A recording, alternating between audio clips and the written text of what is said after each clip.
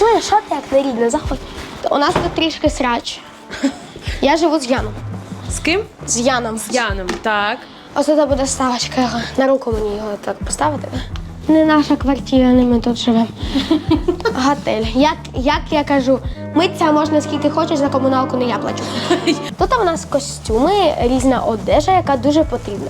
Це мій світшот Хірміна, який я унікальний білий, тільки в мене такий. Лео. Кімана, найпер кімана.